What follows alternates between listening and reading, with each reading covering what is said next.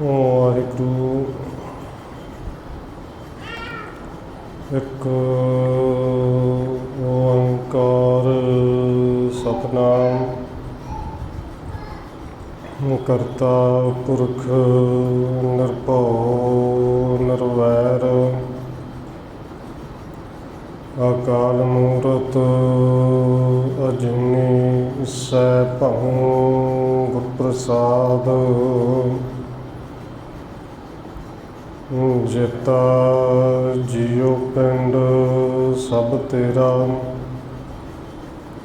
ਤੂੰ ਅੰਤਰਜਾਮੀ ਪੁਰਖ ਭਗਵਾਨ ਦਾਸਨ ਦਾਸ ਕਹਿ ਜਨ ਨਾਨਕ ਜਿਹਾ ਤੂੰ ਕਰਾਹੇ ਤਿਹਾ ਹਉ ਕਰੀ ਵਖਿਆਨ।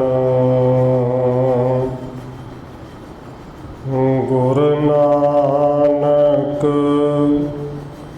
ਪਦ ਪੰਕਜ ਬੰਦਨ ਪਾਦ ਪੰਕਜ ਬੰਦਨ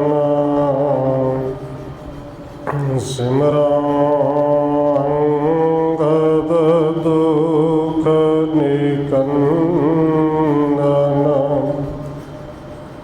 ਗੁਰ ਅਮਰਦਾਸ ਹਿਰਦੈ ਨਿਤ ਧਿਆਉ ਹਿਰਦੈ ਨਿਤ ਧਿਆਉ। ਗੁਰ ਰਾਮਦਾਸ ਗੁਣ ਗਾਉ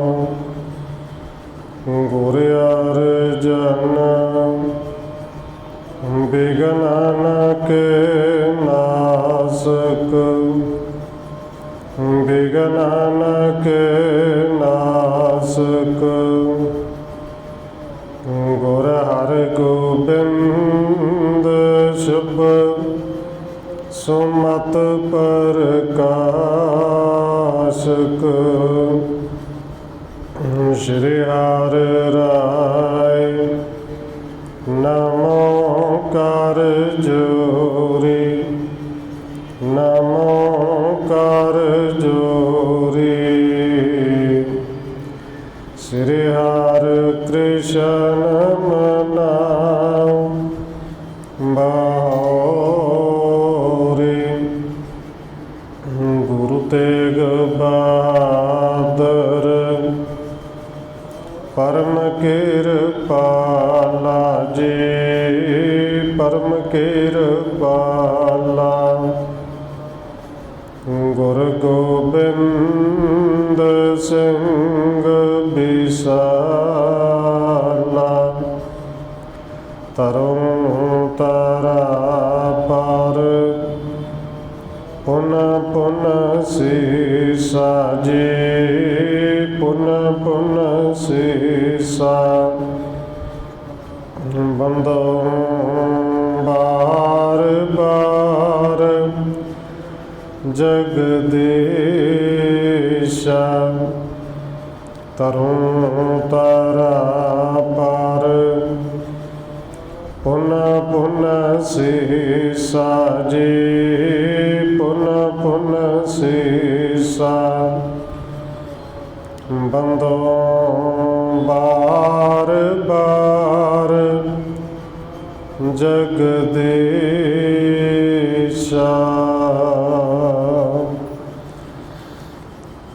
ਜਿਸ ਮੈਂ ਅੰਮ੍ਰਿਤ ਗਿਆਨ ਹੈ ਮਾਣਕ ਭਗਤ ਬੈਰਾਗ। ਸ਼੍ਰੀ ਗੁਰੂ ਗ੍ਰੰਥ ਸਾਹਿਬ ਉਦਦ ਬੰਦੋ ਕਰ ਅਨੁਰਾਗ। ਏਕ ਓੰਕਾਰਾ ਸਤਿਗੁਰੂ ਜਿਹ ਪ੍ਰਸਾਦ ਸਚ ਹੋਏ। ਵਾਹਿਗੁਰੂ ਜੀ ਕੀ ਫਤਿਹ ਹੈ। ਬਿਘਨ ਬਿਨਾਸਣ ਸੋਏ। ਏਕ ਓੰਕਾਰ ਸਤਿਗੁਰੂ ਜਹ ਪ੍ਰਸਾਦ ਸਚ ਹੋਏ। ਵਾਹਿਗੁਰੂ ਜੀ ਕੀ ਫਤਿਹ ਹੈ। ਬਿਗਨ ਬਿਨਾਸਣ ਸੋਏ। ਵਾਹਿਗੁਰੂ ਜੀ ਸਾਵਣ ਮਲ ਕੇ ਮਾਤ ਨੇ ਸੁਣ ਸਰੋਣ ਮਝਾਰਾ। ਕਰਿਓ ਪੁੱਤਰ ਕੋ ਮੋਹ ਬਹੋ ਔਰ ਮਹਿ ਡਰ ਧਾਰਾ।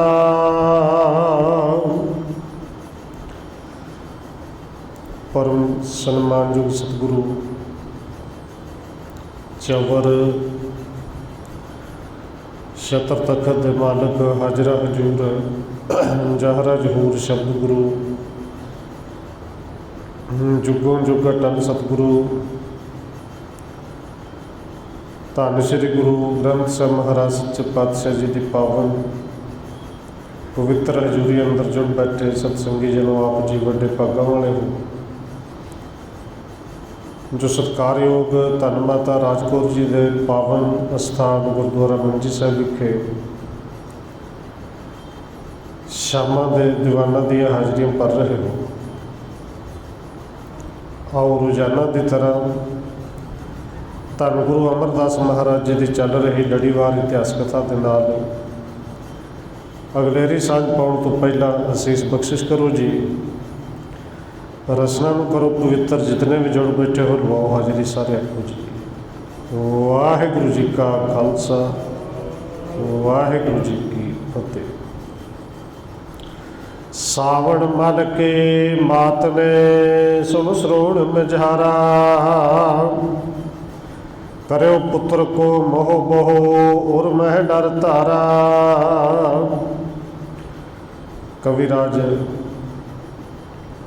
ਕਵੀ ਸੰਤੋਖ ਸਿੰਘ ਜੀ ਅੱਗੇ ਲਿਖਦੇ ਨੇ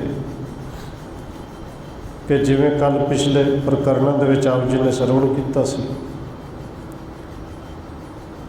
ਧੰਨ ਗੁਰੂ ਅਮਰਦਾਸ ਮਹਾਰਾਜ ਜੀ ਨੇ ਆਪਣੇ ਭਤੀਜੇ ਭਾਈ ਸਾਵਣ ਮੱਲ ਨੂੰ ਕਿਹਾ ਹੈ ਕਿ ਸਾਵਣ ਮੱਲ ਪਹਾੜਾਂ ਦੇ ਵਿੱਚ ਹਰੀਪੁਰ ਹੈ, ਔਰ ਹਰੀਪੁਰ ਦੇ ਵਿੱਚ ਬਹੁਤ ਵੱਡੀਆਂ ਵੱਡੀਆਂ ਉੱਚੀਆਂ ਉੱਚੀਆਂ ਉੱਥੇ ਲੱਕੜਾਂ ਮਿਲਣਗੀਆਂ। ਚੀਲ ਦੇ ਵੱਡੇ ਵੱਡੇ ਰੁੱਖ ਨੇ, ਉਹ ਵੱਢ ਕੇ ਲਿਆਉਣੇ ਨੇ, ਵਢਾ ਕੇ ਲਿਆਉਣੇ ਨੇ। ਉੱਥੋਂ ਵੱਢ ਕੇ ਬੇੜੇ ਬੰਨ ਕੇ ਬਿਆਸ ਦੇ ਵਿੱਚ ਸੁੱਟਣੇ ਨੇ। ਇੱਥੋਂ ਸਿੱਖ ਕਾਪੀ ਕੱਢੀ ਜਾਂਦੀ ਹੈ। ਪਰ ਭਾਈ ਸਾਵਣ ਮੱਲ ਨੇ ਸੁਣ ਕੇ ਸੱਤ ਬਚਨ ਕਿਹਾ, ਸਤਿਗੁਰੂ ਜੀ ਜ਼ਰੂਰ ਜਾਵਾਂਗਾ, ਪਰ ਕਿਰਪਾ ਕਰੋ ਇਹ ਸਮਝਾਵੋ ਕਿ ਬਿਨਾਂ ਪੈਸੇ ਤੋਂ ਲੱਕੜਾਂ ਆ ਜਾਣਗੀਆਂ। ਕਿਉਂਕਿ ਭਾਈ ਸਾਵਣ ਮੱਲ ਵੀ ਜਾਣਦੇ ਸਨ ਗੁਰੂ ਸਾਹਿਬ ਤੇ ਸ਼ਾਮ ਤੱਕ ਪਾਣੀ ਦਾ ਗਿਲਾਸ ਵੀ ਗੁਰੂ ਘਰ ਵਿੱਚ ਨਹੀਂ ਰਹਿਣ ਦਿੰਦੇ,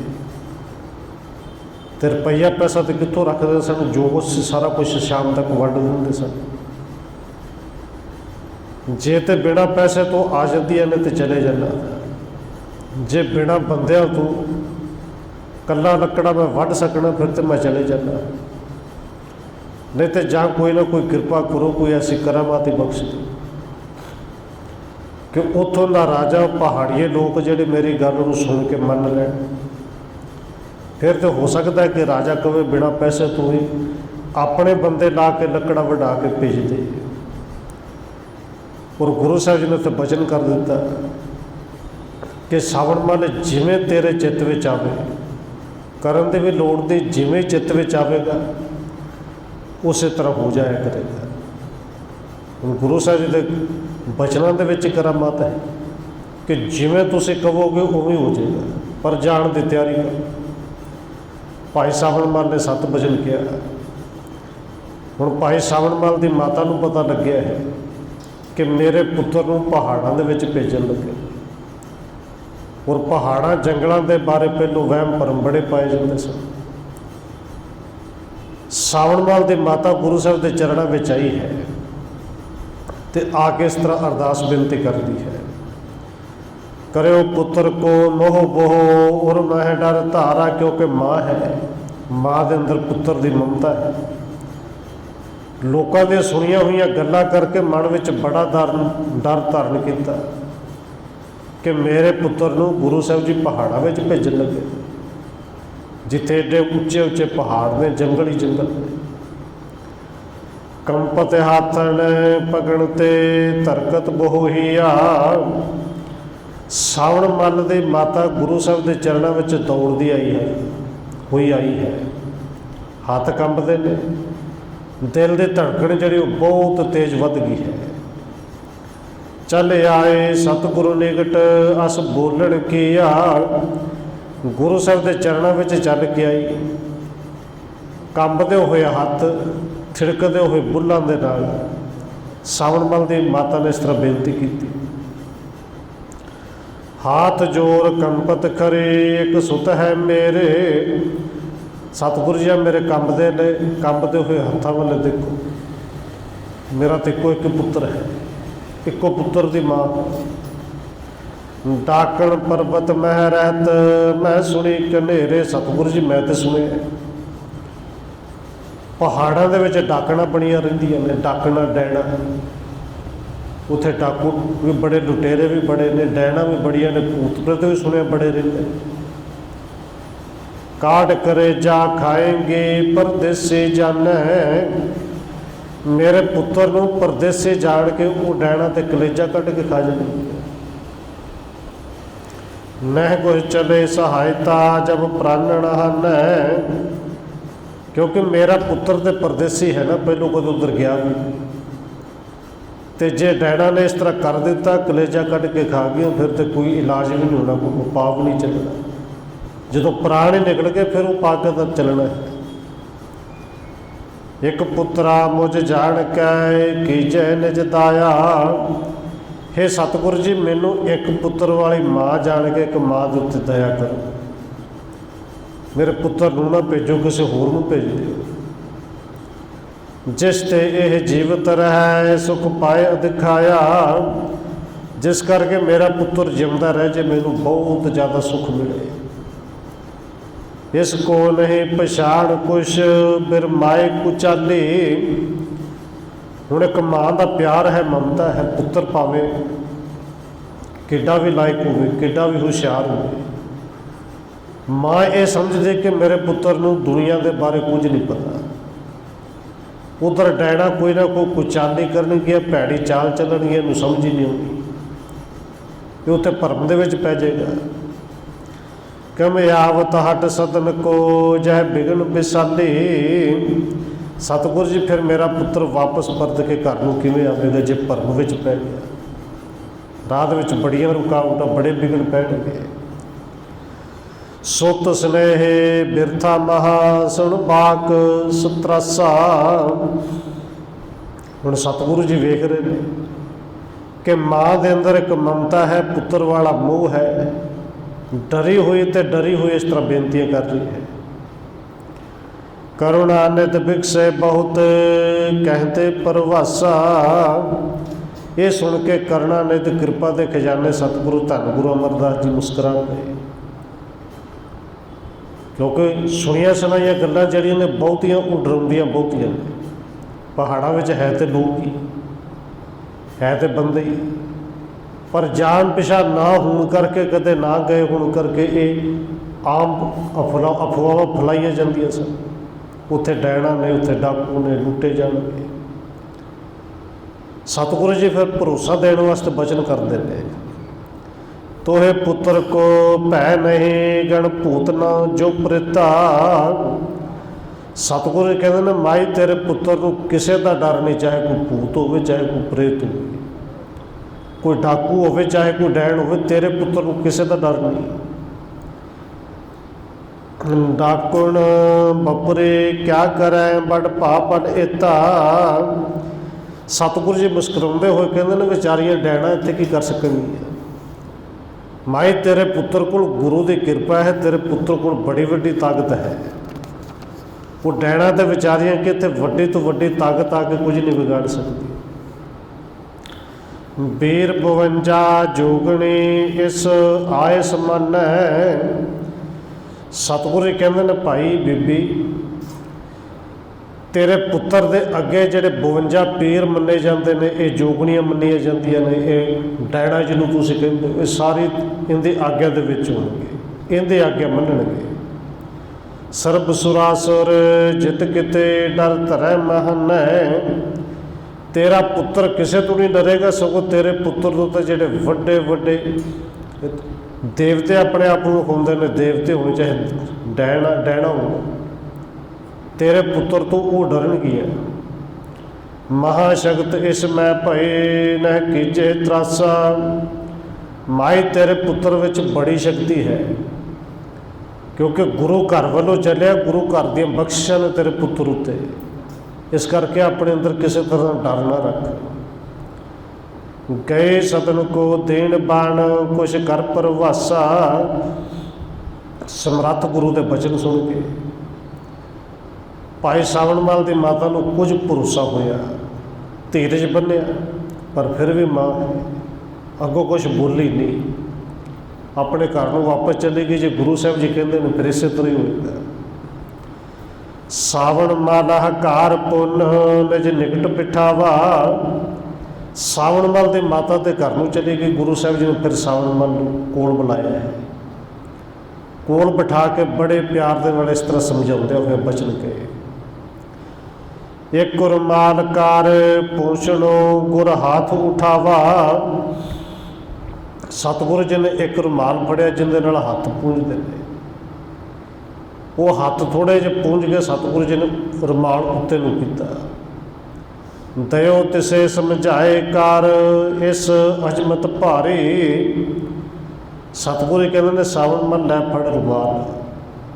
ਇਹ ਰੁਮਾਲ ਨਹੀਂ, ਇਹ ਵੱਡੀਆਂ ਵੱਡੀਆਂ ਸ਼ਕਤੀਆਂ ਸਮਝ ਲੈ। ਇਹ ਅਜਮਤ ਹੈ, ਬੜੀ ਭਾਰੀ ਅਜਮਤ ਹੈ। ਚਾਹੇ ਜੇ ਕਿਸੇ ਸੰਘਾਰ ਦੇਹੋ ਚਾਹੇ ਮ੍ਰਿਤਕ ਜਿਵਾਰੀ। ਸਤਿਗੁਰੂ ਜੀ ਕਹਿੰਦੇ ਨੇ ਭਾਈ ਇਹ ਇਕੱਲਾ ਰੁਮਾਲ ਨਹੀਂ, ਇਸ ਰੁਮਾਲ ਦੇ ਵਿੱਚ ਇੰਨੀਆਂ ਤਾਕਤਾਂ ਨੇ ਕਿ ਰੁਮਾਲ ਕਿਸੇ ਵੇਲੇ ਕਰਕੇ ਤੂੰ ਕਿਸੇ ਨੂੰ ਕਹਿ ਦੇ ਕਿ ਮਰ ਜਾ ਤੇ ਮਰ ਜਾਏਗਾ, ਕਿਸੇ ਮਰੇ ਹੋਏ ਨੂੰ ਕਹਿ ਦੇ ਕਿ ਜਿਉਂਦਾ ਹੋ ਜਾਏਗਾ, ਉਹ ਜਿਉਂਦਾ ਹੋ ਜਾਏਗਾ। ਇੰਨੀਆਂ ਤਾਕਤਾਂ ਇਸ ਰੁਮਾਲ ਦੇ ਵਿੱਚ ਨੇ। ਜਿਸ ਕੇ ਚਿਤ ਮੈਂ ਚਾਹੇ ਹੋਏ ਇਸ ਮੈਂ ਤੇ ਲੀਜੈ। ਕੇਵਲ ਮਾਰਨਾ ਤੇ ਜਿਉਣਾ ਹੀ ਨਹੀਂ, ਇਸ ਰੁਮਾਲ ਦੇ ਵਿੱਚ ਉਹ ਤਾਕਤਾਂ ਨੇ, ਕਿਸੇ ਦੇ ਚਿੱਤ ਵਿੱਚ ਕੁਝ ਵੀ ਹੋਵੇਗਾ ਤੁਹਾਡੇ ਕੋਲੋਂ ਆ ਕੇ ਬੋਲ ਕੇ ਨਾਮ ਵੀ ਮੰਗੇਗਾ ਤੇ ਇਸ ਰੁਮਾਲ ਵਿੱਚ ਉਹ ਕਰਾਮਾਤਾਂ ਨੂੰ ਉਹਦੇ ਚਿੱਤ ਦੀ ਆਸ ਪੂਰੀ ਹੋ ਜਾਏਗੀ, ਮਨ ਦੀ ਆਸ ਪੂਰੀ ਹੋ ਜਾਏਗੀ। ਸਰਬ ਸੁਰਾਸੁਰ ਆਦਰੈ ਚਾਹੇ ਸੋ ਕਹਿ ਦੀਜੈ। ਸਤਿਗੁਰੂ ਕਹਿੰਦੇ ਨੇ ਕੇਵਲ ਡੈਣਾ ਹੀ ਨਹੀਂ, ਕੇਵਲ ਦੈਂਤ ਹੀ ਨਹੀਂ, ਕੇਵਲ ਮਨੁੱਖ ਜਾਂ ਰਾਜੇ ਹੀ ਨਹੀਂ, ਸਰਬ ਸੁਰਾਸੁਰ ਜਿੰਨੇ ਦੇਵੀ ਦੇਵਤੇ ਨੇ, ਜੋ ਤੁਸੀਂ ਉਹਨਾਂ ਨੂੰ ਹੁਕਮ ਲਾਓਗੇ ਤੁਹਾਡਾ ਹੁਕਮ ਉਹ ਵੀ ਮੰਨਣਗੇ। ਥਾਤੇ ਅਜਮਤ ਕੀ ਇਹੀ ਨੇ ਸੰਸੈ ਮੰਨੋ। ਸਤਿਗੁਰੂ ਜੀ ਨਾਲੇ ਰੁਮਾਲ ਫੜਾਉਂਦੇ ਨੇ, ਨਾਲੇ ਕਹਿੰਦੇ ਨੇ ਪੁੱਤਰ ਸਾਵਣ ਮੰਨ ਇਹ ਰੁਮਾਲ ਨਹੀਂ, ਇਹ ਕਰਾਮਾਤਾਂ ਦੀ ਥੈਲੀ ਭਰੀ ਹੋਈ ਹੈ। ਨਿਸ਼ਚਿੰਤ ਸੇ ਮਾਨੋ, ਬਿਨਾਂ ਕਿਸੇ ਸ਼ੱਕ ਤੋਂ ਇਹਨੂੰ ਮੰਨ ਲਿਓ। ਕਰੋ ਦੇਸ਼ ਸਿੱਖ ਆਪਣੋ ਪੁਣ ਕਾਜ ਬਖਾਨੋ। ਭਾਈ ਸਾਵਣ ਮੱਲ ਜਾਓ, ਉਸ ਹਰੀਪੁਰ ਪਿੰਡ ਨੂੰ ਜਾ ਕੇ, ਨਗਰ ਨੂੰ ਜਾ ਕੇ ਪਹਿਲੋਂ ਆਪਣੇ ਚੇਲੇ ਬਣਾਓ, ਸਿੱਖ ਬਣਾਓ, ਤੇ ਫਿਰ ਜਿਹੜੇ ਕਾਰਜ ਵਾਸਤੇ ਚੱਲੇ ਉਸ ਕਾਰਜ ਨੂੰ ਸਵਾਰ ਕੇ ਕਹੋ। ਕਾਰਜ ਇੱਕੋ ਹੀ ਹੈ ਕਿ ਚੀਲ ਦੇ ਵੱਡੇ ਵੱਡੇ ਰੁੱਖ ਵੱਢ ਕੇ ਲਿਆਉਣੇ ਨੇ, ਲੱਕੜਾਂ ਵਢਾ ਕੇ ਲਿਆਉਣੀਆਂ ਨੇ, ਵੱਡੀਆਂ ਵੱਡੀਆਂ ਸ਼ਤੀਰੀਆਂ ਜਿਹੜੀਆਂ 15-15 20-20 ਫੁੱਟ ਦੀਆਂ ਹੋਣ। ਬਪਰੇ ਕਾਹ ਪਹਾੜੀਏ ਆਏ ਸਨਹ ਮਨ। ਸਤਿਗੁਰੂ ਕਹਿੰਦੇ ਨੇ ਵਿਚਾਰੇ ਪਹਾੜੀਏ ਤੇ ਕੀ ਚੀਜ਼ ਨੇ ਕਿ ਤੁਹਾਡੀ ਆਗਿਆ ਨਾ ਮੰਨਣਗੇ। ਤੁਹਾਡੀ ਆਗਿਆ ਤੇ 3 ਲੋਕ ਪਰ ਹੁਕਮ ਤੋਂ ਨਹਿ ਫੇਰਨ ਠਾਨੈ।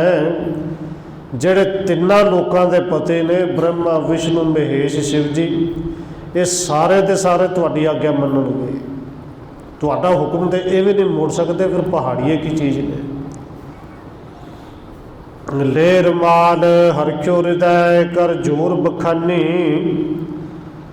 ਭਾਈ ਸਾਵਣ ਮੱਲ ਨੇ ਰੁਮਾਲ ਲਿਆ ਤੇ ਰੁਮਾਲ ਲੈ ਕੇ ਬੜਾ ਹੀ ਪ੍ਰਸੰਨ ਹੋਇਆ ਕਿ ਗੁਰੂ ਸਾਹਿਬ ਨੇ ਇੰਨੀਆਂ ਤਾਕਤਾਂ ਦੇ ਦਿੱਤੀਆਂ। ਅਸਲ ਵਿੱਚ ਇਹ ਵੀ ਭਾਈ ਸਾਵਣ ਮੱਲ ਨੂੰ ਇੱਕ ਭਰਮ ਹੀ ਪਾਇਆ ਕਿ ਰੁਮਾਲ ਦੇ ਵਿੱਚ ਤਾਕਤਾਂ ਨੇ।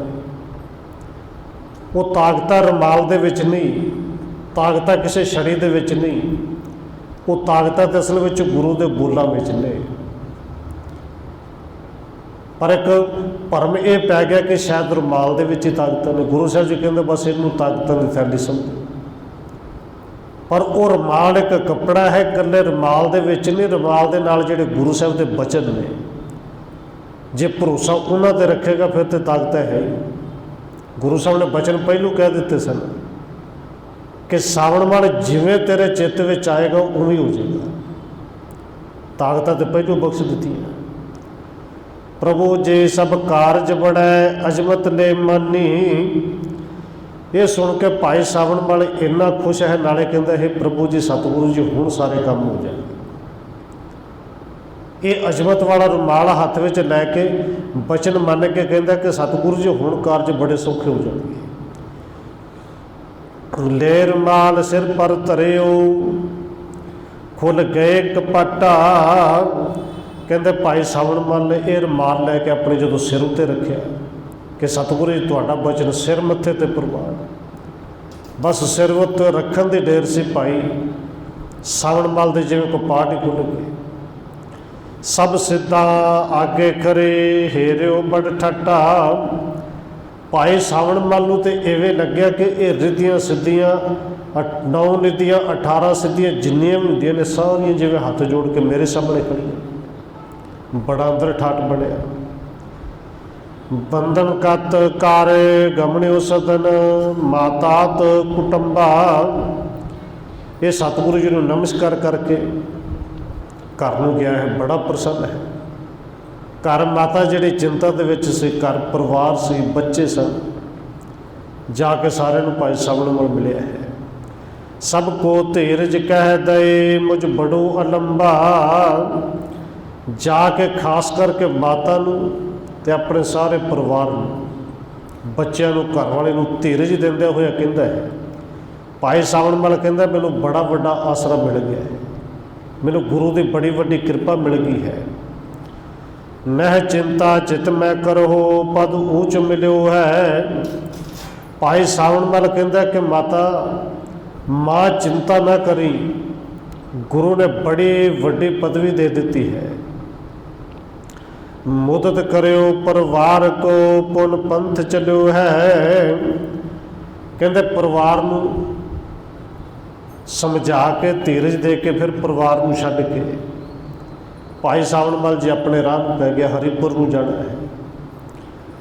ਗਇਓ ਹਰੀਪੁਰ ਕੇ ਨਿਕਟ ਗਿਰ ਸਣੈ ਸਣੈ ਗਵਣਿਓ ਤਪੈ ਮੱਗ ਉਲੰਘਿਓ ਸਾਰੇ। ਕਹਿੰਦੇ ਹਰੀਪੁਰ ਨੂੰ ਚੱਲ ਪਿਆ। ਹੌਲੀ ਹੌਲੀ ਕਰਦੇ ਸਾਰਾ ਪੈਂਡਾ ਮੁਕਾ ਲਿਆ। ਹਰੀਪੁਰ ਕੇ ਨਿਕਟ ਗਿਰ ਰੁਚਰ ਨਿਹਾਰੇ। ਭਾਈ ਸਾਵਣ ਮਲ ਹਰੀਪੁਰ ਦੇ ਨੇੜੇ ਪਹੁੰਚਿਆ ਹੈ। ਹਰੀਪੁਰ ਜਾ ਕੇ ਨੇੜੇ ਵੇਖਦਾ ਕਿ ਉੱਚੇ ਉੱਚੇ ਪਹਾੜ ਨੇ, ਬੜੇ ਸੋਹਣੇ ਨੇ। ਸੁੰਦਰ ਬਨ ਉਪਮਣ ਜਹਾਂ ਹਰਿਆਵਲ ਹੋਏ। ਵੱਡੇ ਵੱਡੇ ਪਹਾੜ ਨੇ, ਵੱਡੇ ਵੱਡੇ ਬਾਗ ਨੇ, ਵੱਡੇ ਵੱਡੇ ਰੁੱਖ ਨੇ, ਸਾਰੇ ਪਾਸੇ ਹਰਿਆਵਲ ਹੀ ਹਰਿਆਵਲ ਹੈ। ਹੇਰਤ ਪੱਤਰ ਫਲ ਫੂਲ ਗਨ ਸਾਵਣ ਮਲ ਖੋਜੋਏ। ਕਹਿੰਦੇ ਭਾਈ ਸਾਵਣ ਮਲ ਇਹਨਾਂ ਪੱਤਿਆਂ ਨੂੰ ਵੇਖ ਕੇ, ਰੁੱਖਾਂ ਨੂੰ ਵੇਖ ਕੇ, ਫੁੱਲਾਂ ਨੂੰ ਵੇਖ ਕੇ, ਬਾਗਾਂ ਨੂੰ ਵੇਖ ਕੇ ਬੜਾ ਹੀ ਪ੍ਰਸੰਨ ਹੈ। ਬਿਮਲ ਨੇਰ ਗਨ ਬਾਪ ਕਾ ਗਨ ਕਰੇ ਬੇਹੰਗਾ। ਤੇ ਫਿਰ ਪਹਾੜਾਂ ਦੇ ਵਿੱਚੋਂ ਨਿਕਲਦੇ ਹੋਏ ਫੁਹਾਰੇ, ਐਨ ਨਿਰਮਲ ਜਲ, ਅਨੇਕਾਂ ਹੀ ਪੰਛੀ ਉੱਤੇ ਚਹਿ ਚਕਾ ਰਹੇ ਨੇ। ਨਾਰ ਅਵਕੀਰਣ ਜਹ ਕਹਾ ਤਰ ਬੇਖ ਸੁਰੰਗਾ। ਬੜੇ ਰੰਗਦਾਰ ਜਿਵੇਂ ਰੰਗ ਬਰੰਗੇ ਪੰਛੀ ਨੇ, ਜਿਵੇਂ ਕਈ ਤਰ੍ਹਾਂ ਦੇ ਭੇਖ ਧਾਰਨ ਕੀਤੇ ਹੋਣ। ਮਨੁੱਖ ਨੇ ਕਈਆਂ ਤਰ੍ਹਾਂ ਦੇ ਕੱਪੜੇ ਪਾਏ ਨੇ, ਪਹਿਰਾਵਾ ਉਹਨਾਂ ਦਾ ਪਹਾੜੀਆਂ ਦਾ ਇੱਧਰ ਨਾਲੋਂ ਕੁਝ ਵੱਖਰਾ ਹੈ। ਪਰ ਜਿੱਥੇ ਕਿੱਥੇ ਮਿਲਦੇ ਨੇ ਬੜੇ ਸੋਹਣੇ ਲੱਗਦੇ ਨੇ। ਭਾਈ ਸਾਵਣ ਮਲ ਨੂੰ ਪਹਿਰਾਵਾ ਵੱਖੋ ਵੱਖਰਾ ਹੈ।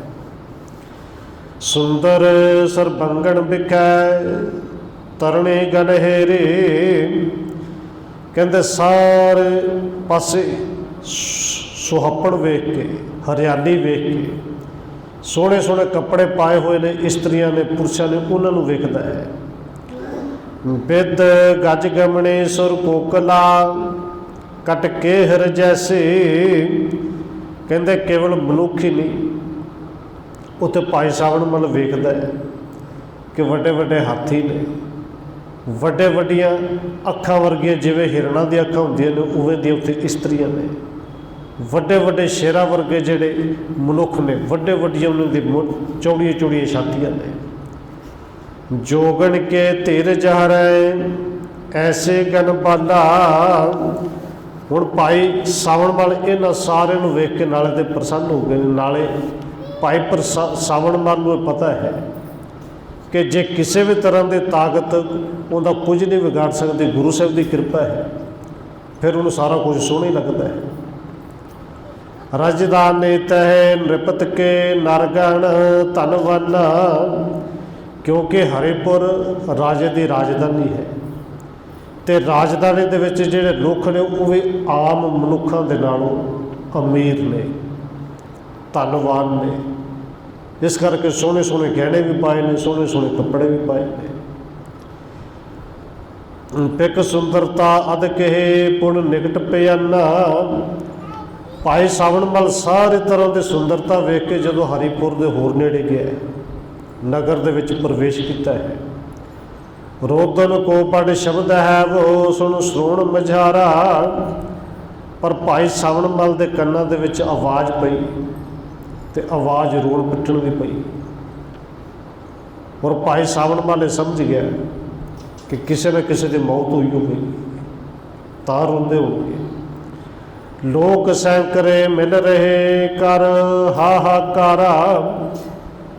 पर एक घर के कोलों निकलदा रोण की आवाज़ आउंदी, दूजे कोलों, तीजे कोलों, सैकड़े लोग वेखे सारे रो रहे हैं, बस सारे पासे हाहाकार मची पई। बुझो एक नार क्या भयो क्यों रोतन ठन। हुण भाई सावण मल ये भी गल समझ गया कि मौत एक घर में हुई होगी। वो तो समझ आउंदे कि आंढे गुआंढे भी चलो रोंदे होणगे, सारे रो रहे हैं। जदों समझ में नहीं आई, एक मनुख के कोलों पूछा कि भाई ये कारण की है, ये सारे क्यों रोंदे पे ने। नगर दुखी सगरो है और शोक महान। भाई सावण मल कहते हैं भाई सारे नगर दुखी है, सारे रो रहे हैं, सारे शोक दे विच ने। को ऐसो बड़ बिगन पा व्याकुल नर नारे। कि भाई इवें दा किहड़ा बिगन पै गया, की कारण बन गया कि सारे इन्ने व्याकुल हो गए कि सारे रो रहे हैं। देखत हरक को नहीं सब है एक सारे। मैं जदों दा हरिपुर नगर दे विच वड़िया, किन्ना दूर तक चल के आ गया, एक भी ना कोई मनुख, ना कोई नारी, ना कोई पुरुष मैनू हसदा खेडदा नहीं मिलिया। नर ने पढ़ियो बरतांत तब जो नगर नरेसा। कहते उदों उस मनुख ने दस्या कि भाई इस नगर का जिहड़ा राजा है, एक पुत्र तिसको हुतो तन चार विशेषा। उस राजे का इको एक पुत्र सी, नौजवान पुत्र से, बड़ा गभरू उच्चा लंबा जवान से, शरीर सोहना से। तरण होण लाग्यो हुतो पिख जीवत राजा। हले पर जवानी में भी नहीं आया सी, जवान हुंदे नूं वेख के राजा बड़ा प्रसन्न सी कि मेरा राज भाग संभेगा। पटराने को परम प्रिय मृत भयो सुअज। कहते वो राणी महाराणी नूं ते सारिया राणियों नूं बड़ा प्यारा सी। हले जवानी वाले पासे कदम रख रहा सी, पर अज अचानक उनकी मौत हो गई। याते सब व्याकुल भय नृप भाग उतारे।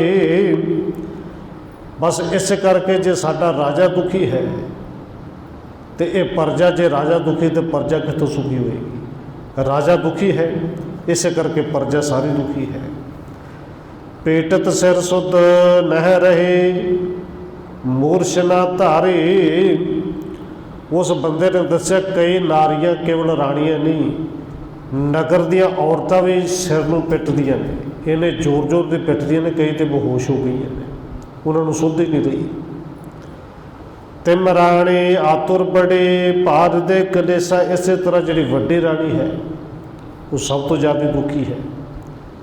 प्रजा कुतो हरखे हृदय दुख लहु अशेषु। ते पाए जे साडा राजा राजे दी राणियां राज महल दुखी होवे तो प्रजा कितों सुखी होएगी। प्रजा सारी तां रूरी है। नृप सुख ते प्रजा सुखे दुख ते दुख पावै। बस साडे प्रजा का सारी प्रजा का राजे दे नाल प्यार ही इन्ना, राजा सुखी तो प्रजा सुखी, राजा दुखी तो सारी प्रजा दुखी।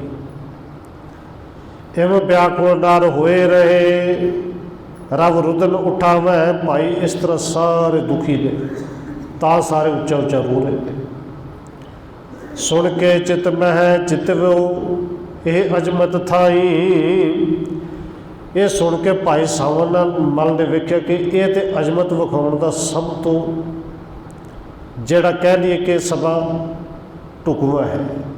इवें दे समय दे विच करामत विखाई जाए तो राजा तो बड़ा प्रसन्न होएगा। मेरा काम तो उन्हें सारे कर देने ने, जो कहा वो ही करेगा। नृप सुत एक जिवाए बे सब लागे पाई।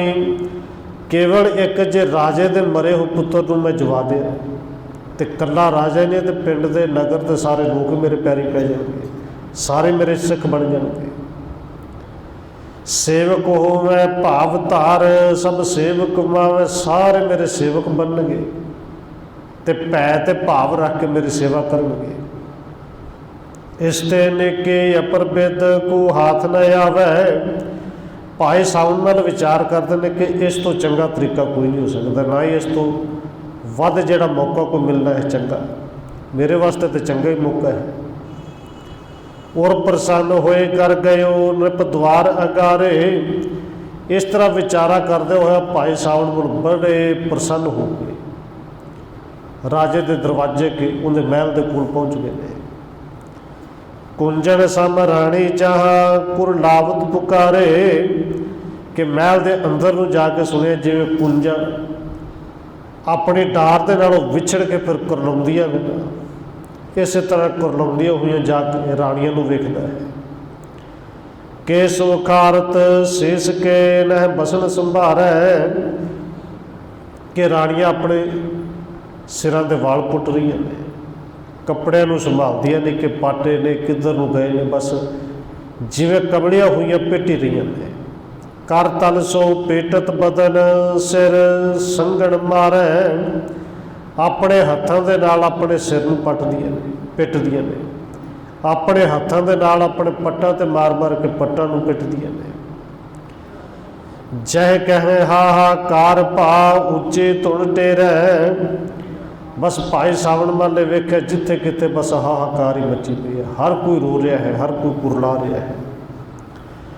नृपत महा व्याकुल परयो मंत्रे बिलखावै। जिथे राजा व्याकुल होया बेहोश होया पिया है, जिथे मंत्री सारे विरलाप कर रहे हैं।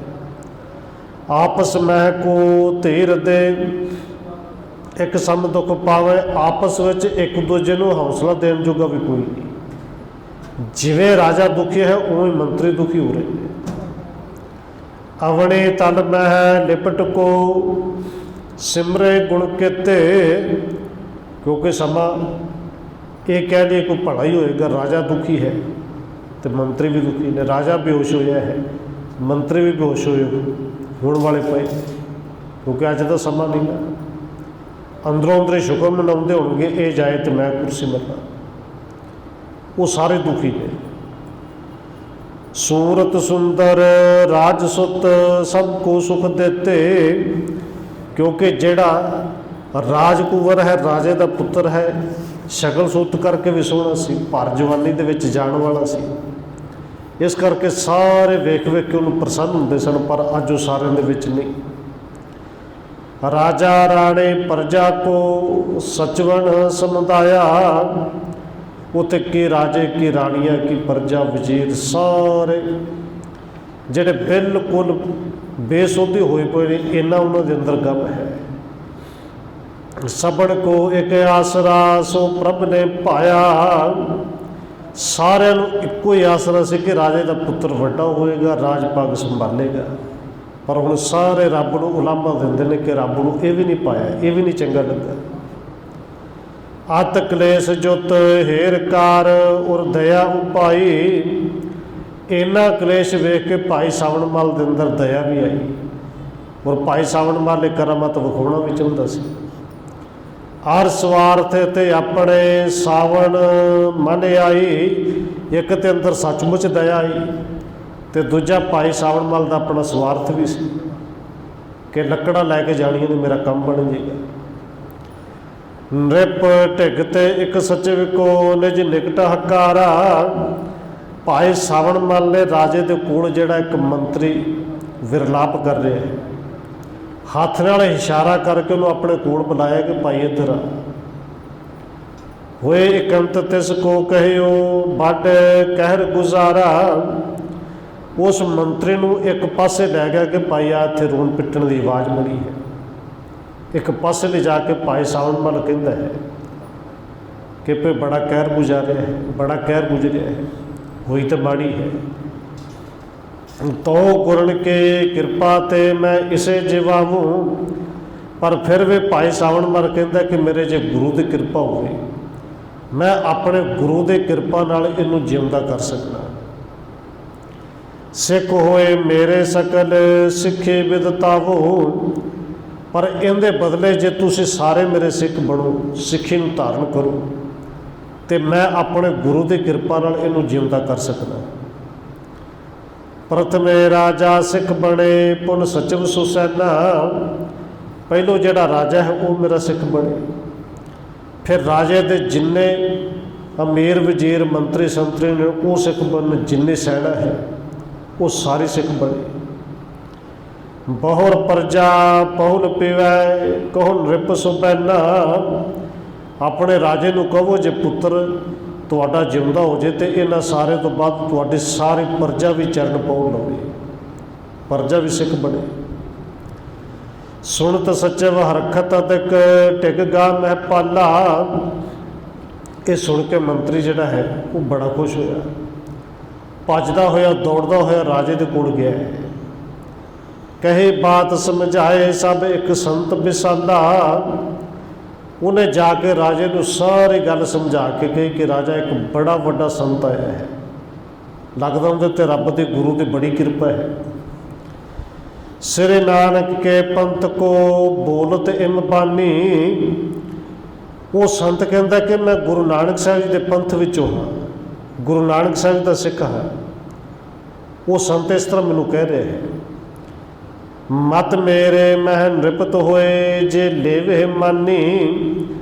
ਕਿ ਜੇ ਤੁਹਾਡਾ ਰਾਜਾ ਮੇਰੇ ਮਤ ਵਿੱਚ ਆ ਜਾਏ, ਮੇਰੇ ਨਾਨਕ ਦੇ ਚਲਾਏ ਹੋਏ ਪੰਥ ਵਿੱਚ ਆ ਜਾਏ, ਸਿੱਖੀ ਨੂੰ ਧਾਰਨ ਕਰ ਲਵੇ, ਤੋ ਮੈਂ ਨ੍ਰਿਪ ਸੁਤ ਪ੍ਰਾਣ ਜੁਤ ਤਤਕਾਲ ਜਿਵਾਵੂੰ। ਤਾਂ ਮੈਂ ਰਾਜੇ ਦੇ ਮਰੇ ਹੋਏ ਪੁੱਤਰ ਨੂੰ ਆਪਣੇ ਗੁਰੂ ਦੀ ਕਿਰਪਾ ਨਾਲ ਜਿੰਦਾ ਕਰ ਸਕਦਾ। ਪਿੱਛੇ ਮਮ ਸਿੱਖ ਹੋਏ ਸਭ ਸਿੱਖੀ ਪ੍ਰਗਟਾਵੂੰ। ਤੇ ਨਾਲ ਉਹਨੇ ਸ਼ਰਤ ਹੋਰ ਰੱਖੀ ਹੈ, ਜੇ ਪੁੱਤਰ ਜਿਉਂਦਾ ਹੋ ਗਿਆ ਉਸ ਤੋਂ ਬਾਅਦ ਜਿੰਨੀ ਸੈਨਾ ਹੈ, ਜਿੰਨੇ ਮੰਤਰੀ ਸ਼ੰਤਰੀ ਨੇ, ਜਿੰਨੀ ਪ੍ਰਜਾ ਹੈ ਰਾਜੇ ਦੀ, ਉਹ ਸਾਰੇ ਦੇ ਸਾਰੇ ਜੇ ਸਿੱਖ ਬਣੇ ਤੇ ਮੈਂ ਤੁਹਾਡੇ ਪੁੱਤਰ ਨੂੰ ਜਿੰਦਾ ਕਰ ਸਕਦਾ। ਸੁਣ ਮਹਿ ਪਾਲਕ ਕਾਨ ਮਹਿ ਜਨ ਅੰਮ੍ਰਿਤ ਡਾਰਾ। ਕਹਿੰਦੇ ਇਹ ਜਦੋਂ ਰਾਜੇ ਨੇ ਕੰਨਾਂ ਦੇ ਨਾਲ ਗੱਲ ਸੁਣੀ ਤੇ ਕੇਵਲ ਗੱਲ ਨਹੀਂ, ਰਾਜੇ ਨੂੰ ਤੇ ਇਵੇਂ ਲੱਗਾ ਮੇਰੇ ਕੰਨਾਂ ਦੇ ਵਿੱਚ ਕਿਸੇ ਨੇ ਅੰਮ੍ਰਿਤ ਪਾ ਦਿੱਤਾ, ਮੈਨੂੰ ਮਰਦੇ ਹੋਏ ਨੂੰ ਜਿਵਾ ਦਿੱਤਾ ਹੈ। ਕਹਿਓ ਸਰਬਹਿ ਸਿੱਖ ਹੈ ਗੁਰਦੇਵ ਹਮਾਰਾ।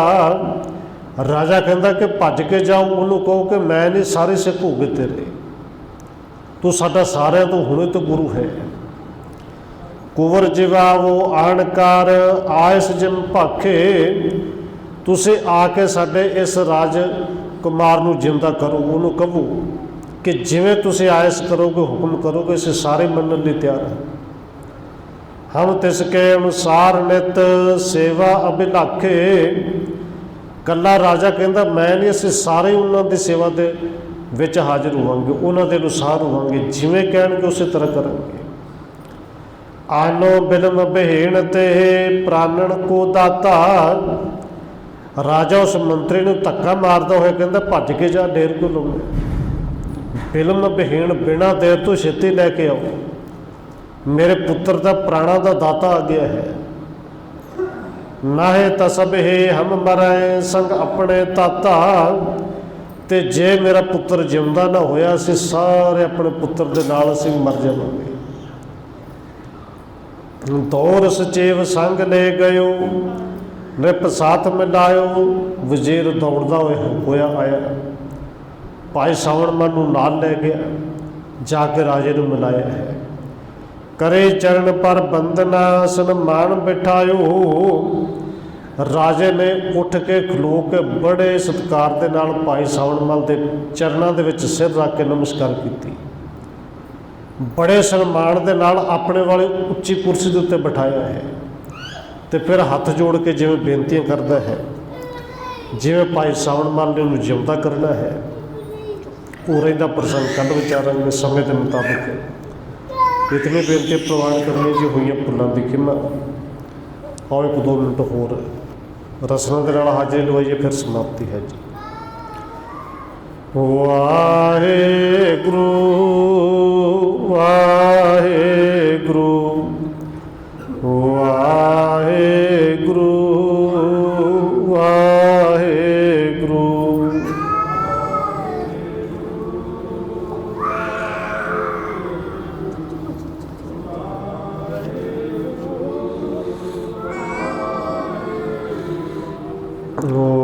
ਵਾਹਿਗੁਰੂ